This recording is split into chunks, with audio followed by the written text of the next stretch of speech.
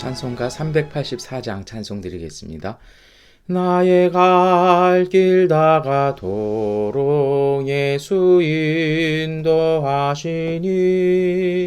내 주 안에 있는 공율 어찌 의심하리요. 믿음으로 사는 자는 하늘 위로 받겠네. 무슨 일을 만나든지 만사형통하리라. 무슨 일을 만나든지 만사형통하리라. 나의 갈 길 다가도록 예수 인도하시니 어려운 일 당한 때도 족한 은혜 주시네. 나는 심히 고단하고 영혼 매우 가라나. 나의 앞에 반석에서 샘물 나게 하시네.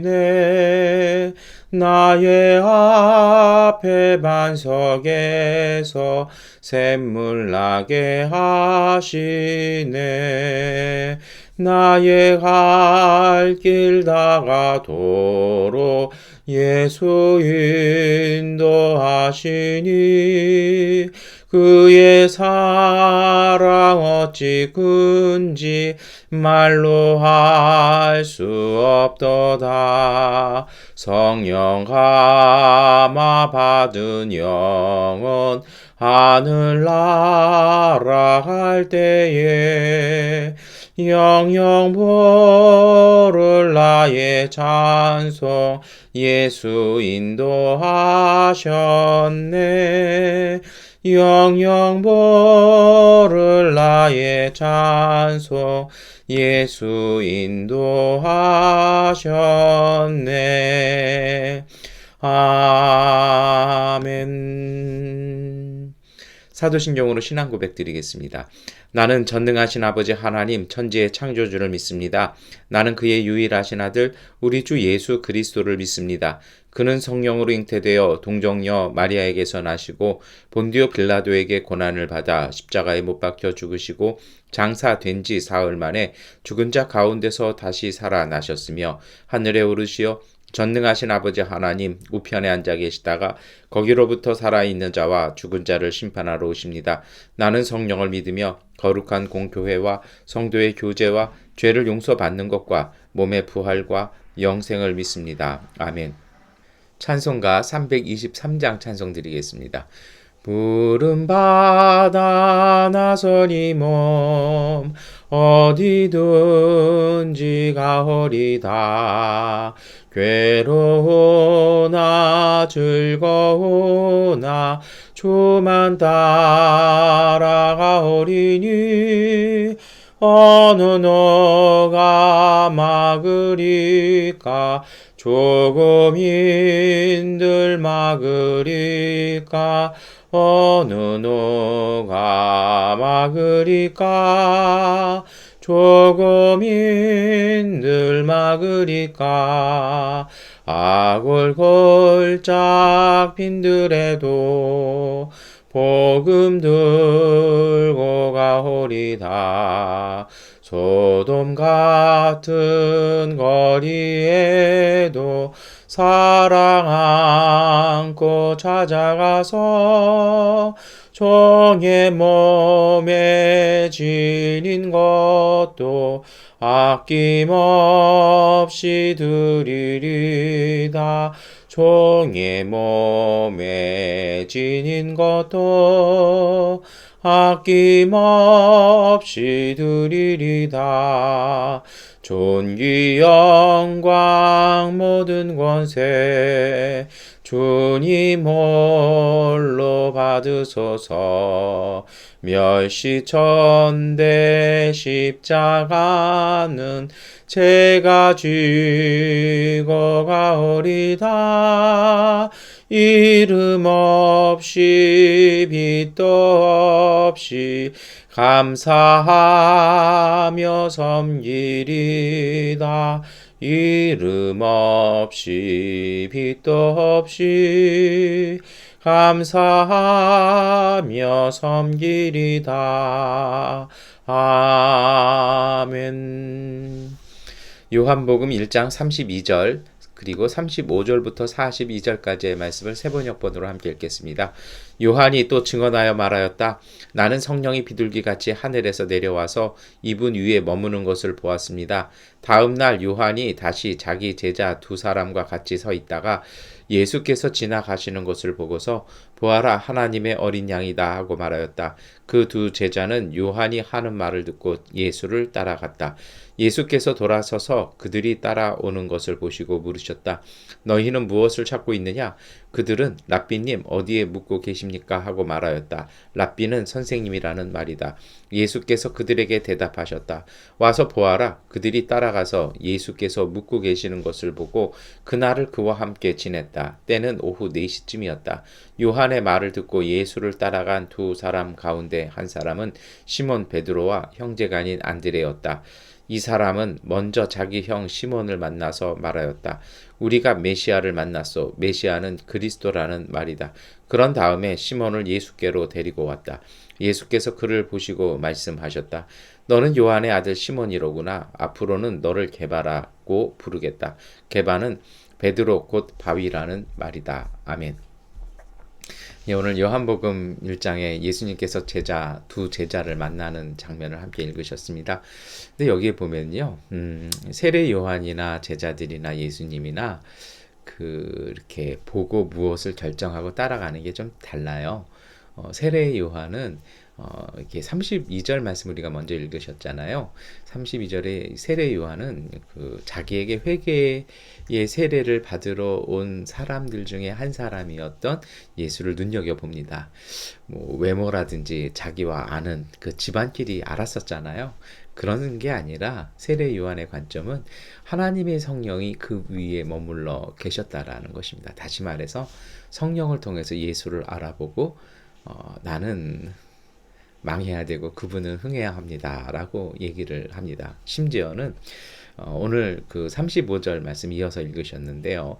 그 35절에도 제자 두 사람과 같이 있다가 딱 뭐라 그럽니까? 예수님이 지나가시는 것을 보고서 보아라 하나님의 영이다 하고 말하자 요한의 그 말을 듣고 제자들이 따라가는데 세례 요한이 그냥 자기 제자를 보내줍니다. 다시 말해서 하나님의 성령께서 인도하시고 하시는 일을 보고 자기의 삶을 이렇게 발자국들이나 그런 결정들을 하는 것을 볼 수가 있습니다. 우리 주일에도 제가 별빛 속에 담겨 있는 하나님의 뜻을 읽을 수 있어야 합니다라고 말씀드렸었는데요.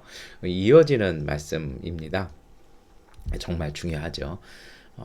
그 두 제자들은 사실 이걸 못 봤던 것 같아요. 그런데 어찌된 이유에서인지 아니면 자기 스승이었던 세례 요한의 그 말을 듣고 갑니다. 가서 얘기를 하죠. 그러니까 예수님이 먼저 뭐라고 얘기하십니까? 무엇을 찾고 있느냐 그러자 어디에서 머무르고 계십니까? 라고 이렇게 얘기하거든요. 이건 사실 관용적인 표현인데 이건 뭐냐면 내가 제자가 되고 싶다라는 얘기입니다. 그래서 제자가 되어서 함께 거처하고 싶다라는 것인데요. 그러니까 이제 예수님께서도 39절에 어떻게 얘기하시냐면 와서 보아라 하고서 묵고 계시는 것을 보고 함께 지내죠. 그러니까 사실 좀 다른 복음서와는 다르게 이렇게 시몬 베드로와 예수님의 관계를 이렇게 이어가는데요. 근데 재밌는 건 예수님께서 이미 알고 계셨어요. 그래서 42절에 너는 요한의 아들 시몬이로구나 하면서 이제 아시잖아요. 그러니까 몇 번의 만남이 있었던 거죠. 그런데 참 다른 것 중에 하나는요. 이 두 사람의 이 시몬 베드로와 그 형제인 안드레의 문제도요. 분명히 세례 요한을 따르고 있었거든요. 그런데 세례 요한의 그 가르침, 저분이 바로 그분이다라는 말 속에 자기들이 왔던 삶이나 이런 것들을 버려두고 다시 예수를 따르는 삶을 결정을 합니다. 그러니까 뭔가 우리의 일상적인 삶의 결정과는 다르죠. 그리고 가장 결정적인 건 무엇이냐면요. 오늘 그 42절 말씀인데요. 42절 말씀 우리 한번 같이 읽겠습니다. 그런 다음에 시몬을 예수께로 데리고 왔다. 예수께서 그를 보시고 말씀하셨다. 너는 요한의 아들 시몬이로구나. 앞으로는 너를 게바라고 부르겠다. 게바는 베드로 곧 바위라는 말이다. 이렇게 되죠. 오늘 본문에도 설명이 되어 있습니다만 안드레가요. 먼저 얘기를 하거든요. 나는 메시아를 만났습니다. 라고 얘기를 하고 자기 형을 이끌어가는 거예요. 그런데 오늘 저희가 주목해야 될 것은 뭐냐면 예수님께서 이 요한의 아들 시몬을 만나고 나서 바로 하시는 말씀입니다. 앞으로 너는 내가 이름 새로 지어줄 테니 게바라고 부르겠다라는 겁니다. 그러니까 바위돌이라고 부르겠다라고 딱 얘기하시는 거예요. 예수님 만나자마자 이름을 확 바꿔버리시는 거죠. 여러분 유대인들에게 있어서 이름을 그 누가 아무로 함부도 이렇게 바꿀 수가 없는 겁니다. 근데 예수님께서 바꿔버리시거든요. 왜 바꾸셨을까요? 아마도 예수님께서는 이 베드로의 삶을 보셨던 것 같아요. 그리고 베드로가 어떠한 믿음의 사람이 될지를 보신 것이죠. 그걸 보고 예수님께서는 그를 부르시고 제자로 맞아주셨고 그의 이름을 바꾸어 주셨습니다. 그리고 베드로는 정말 이 게바, 이 바위 같은 삶을 살았습니다. 믿음의 반석 같은 삶을 살았죠. 그래서 베드로의 신앙이요. 어떤 신앙이냐면 말이나 듣는 신앙이 아니라 이 사람은 가서 움직이는 신앙이에요. 예수님께서도 반석이라는 말을 다른 곳에서 말씀하시잖아요. 이 믿고 실천하지 않으면 모래 위에 지은 집이고 믿고 실천하면 그것은 반석 위에 주춧돌을 놓은 것과 같다라고 말씀하시거든요. 그러니까 베드로는 정말 믿고 실행하는 그런 사람이었다라는 것입니다. 그런데 참 재밌는 건 오늘 본문에 이 본문이 좀 특이한 게 있어요. 사실은 이게 37절부터인데요. 계속해서 문장이 끝나면 괄호가 나옵니다. 그래서 사실 이렇게 성경에서 괄호 처리를 하는 것은 그 11세기에 나왔던 알렉산드리아 그 사본에는 이 말이 있었는데 더 고대의 사본을 찾아보니까 이 말이 없었다라는 거죠. 그러니까 쉽게 말하면 뒤에 붙었다라는 겁니다. 설명이 잘 모르니까요. 그러다 보니까 이걸 지울 수는 없어서 그냥 괄호 처리를 해버립니다. 그래서 고대 사본에는 없지만 후대에 번역이 이해를 돕기 위해서 더 붙여졌다라는 의미를 이렇게 괄호 처리를 해버리거나 나눠주로 이렇게 빼버리는데요. 이렇게 되는 거 왜 그럴까요? 오늘 성경이 사실은 그리스어로 섞여 있거든요. 근데 이게 괄호 처리한 말들 어떤 말들입니까? 랍비, 메시아, 게바 이거는 전부 다 어떤 말들이냐면 아람어 표현을 그대로 음력 처리를 해버린 거예요. 그러니까 그리스어를 쓰면 사실은 메시아도 그리스도라고 바뀌고 랍비는 선생이라고 바꿔야 되는데 안 바꿨다라는 겁니다. 심지어는 게바도 베드로라고 하면 되는데 그냥 게바라고 불렀다는 겁니다. 왜 그랬을까요? 그것은 아마 이 대화가 이루어진 것이 아람어를 사용하고 있었고요. 철저하게 이제 유대의 사회 속에 있었던 거죠. 더 주목해야 될 점 무엇입니까? 베드로는 그리스어를 쓸 줄 몰랐던 사람이라는 겁니다. 그리고 그 갈릴리 사람들이었다라는 거예요. 근데 참 묘한 건 성경은요. 예수님께서는 그러한 갈릴리 사람의 무식한 어부였던 베드로의 장래를 보고 그를 불러주신 것입니다. 베드로가 그의 미래를 알고 있었을까요? 여러분 이것은 오늘 우리에게 많이 기도할 제목을 줍니다. 하나님은 오늘 우리를 불러주실 때 우리의 모든 것을 보고 불러주십니다. 그런데 오늘 이 2021년도 1월 4일을 살아간 오늘 우리를 다 모릅니다. 우리는요 오늘까지의 우리만 압니다. 그러다 보면 예수님께서 불러주신 그 모습이 내게 아닌 것 같아요. 내가 걸어가야 될 모습, 내 삶이 아닌 것 같아요. 그래서 우리는 그 부르심을 거절할 때도 있습니다. 때로는 고민할 때도 있고 때로는 방황할 때도 있습니다. 그런데 길을 걷다 보면요. 정말 그 부르심에 충실하게 길을 걷다 보면 깨닫게 됩니다. 베드로가 정말 이 요한의 아들 시몬이 베드로가 될 때까지요. 게바가 될 때까지 한 번에 됐을까요? 이때부터 그를 예수님께서 게바라고 불러주셨다고 해서 그가 정말 반석의 삶을 살았을까요? 그렇지 않았습니다. 무수하게 실수했고 실패했고 심지어는 예수님을 버리기도 했고요. 부활하셨다는 소식 듣고도 베드로는 그냥 갈릴리 고향 돌아갔다라는 것입니다. 오랜 기간을 비록 그가 실수하고 실패했지만 그는 계속해서 예수 그리스도와의 만남, 예수님의 가르침을 마음에 품고 그것을요, 삶에서 고민하지만 결국 발걸음의 끝은 다시 예수에게로요. 물고기 잡다가 요한복음 끝자락에 그 부분이 나오잖아요. 예수님이 그 호숫가에서 부르시니까 다시 다 버려두고 물에 뛰어들어와서 이렇게 오지 않습니까? 비록 고민했지만 그는 발끝은 예수를 향해서 가는 삶, 그리고 그 과정을 통해서 하나님의 성령께서는 정말 이 문제 많았던 베드로를 사도 베드로로 이렇게 성장시키고 변화시키셨다라는 것입니다. 여러분, 오늘도 하나님께서 우리를 불러주십니다. 근데 오늘 우리의 모습은, 우리의 생각은 그 모습이 내게 아닌 것 같아요. 내 생각이 아닌 것 같아요. 내 삶이 아닌 것 같아요.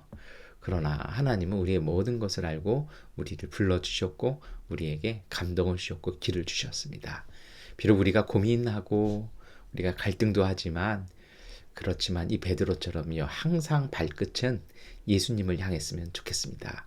그렇게 하셔야 합니다. 그렇게 되면 하나님께서 오늘 우리를 온전하게 만들어 주실 것입니다. 비로소 우리는 그 길에 도달하게 될 것입니다.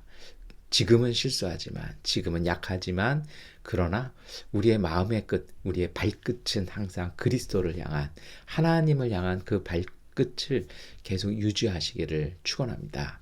그 걸음을 통해서요, 그 여정을 통해서 하나님께서는 온전하신 하나님의 뜻, 오늘 우리 안에 담겨진 하나님의 형상, 그 복된 삶을 우리 가운데 은총으로 허락해 주실 것입니다. 기도하겠습니다. 전능하신 아버지 하나님, 오늘 우리가 주님 안에서 온전하게 하시고 하나님 안에서 엎드리게 하여 주옵소서. 우리를 불러주시니 감사합니다. 우리가 걸어가야 될 믿음의 부르심을 주시니 감사합니다. 지금은 아닌 것 같고 힘들고 우리에게 벅차지만 하나님께서 우리를 강하게 하시고 훈련하시고 연단시켜 주심을 통해서 우리를 변화시켜 주심을 믿고, 하나님 이 발걸음을 신실하게 걸어갈 수 있는 주님의 사람들, 복된 사람들 되게 하여 주옵소서. 예수 그리스도의 이름으로 기도드립니다. 아멘. 하나님께 기도하는 시간 갖도록 하겠습니다.